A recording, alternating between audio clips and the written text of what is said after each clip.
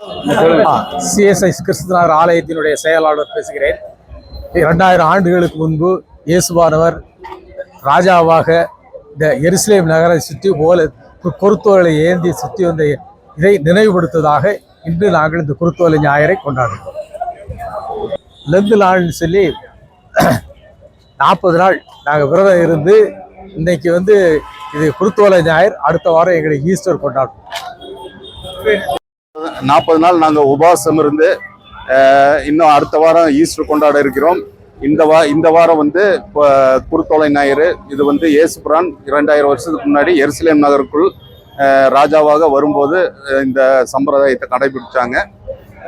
நாங்களும் இதை அந்த ஞாபகார்த்தமாக கிட்டத்தட்ட இந்த சர்ச்சில் 100 வருஷமாக நாங்கள் இந்த இதை செஞ்சுக்கிட்டு இருக்கிறோம் பாரம்பரியமாக.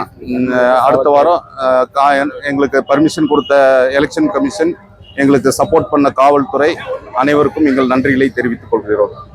தேங்க்யூ. திருச்சி சாலையில் வாலிபர் ஐக்கிய சங்கங்களாக சேர்ந்து ஒருங்கிணைந்து இது 15 வருடங்களாக இந்த இரத்த தானத்தை செய்து வருகிறாங்க.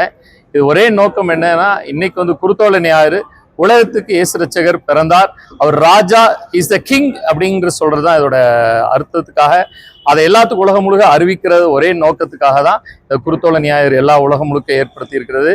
இது நினைவுகூறும் முறையாக இரத்த தானம் ஒவ்வொரு வருடமும் செய்து வந்திருக்கிறாங்க. இந்த வாலிபர்கள் நாங்கள் சிஎஸ்ஐ கிறிஸ்துநாதர் ஆலயத்தில் என்னன்னா, புறஜாதிகள் எல்லா மக்களுக்கும் இது யூஸ்ஃபுல்லாக இருக்கணுங்கிற ஒரு நோக்கத்துக்காக நாங்கள் எங்கள் சர்வீஸ் கிறிஸ்டியானிட்டி எங்களுக்குள்ளே இருக்காமல் எல்லாருக்கும் இது பயன்படுகிற வகையில் இது செய்து வருகிறோம். அதை அங்கீகரிக்கிறோம். ஆசீர்வதிங்க. தேங்க்யூ. இங்கே கிரைஸ்ட் சர்ச் யூத் கன்வீனர் பேசுகிறேன், பிரேம்குமார். நாங்கள் வாலிபர்களாக சேர்ந்து பண்ணுறோம். எல்லா சர்ச்சில் இருந்தும் வாலிபர்கள் பண்ணுறோம்.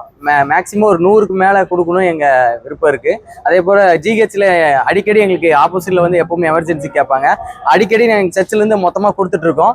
அது போல் இந்த நாளில் விசேஷமான இந்த ஓய்வு நாளில் இருக்கிறனால நாங்கள் எல்லா வாலிபர்களும் சேர்ந்து இந்த நாளில் கொடுக்க போகிறோம். அது கொடுத்து இந்த தடவை நாங்கள் ஒரு பெரிய விழா மாதிரி இது கொண்டாட போகிறோம்.